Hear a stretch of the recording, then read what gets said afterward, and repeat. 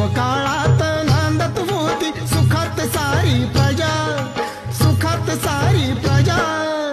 म्हणून म्हणती शिवाजी माझा जाणता राजा, म्हणून म्हणती शिवाजी माझा जाणता राजा.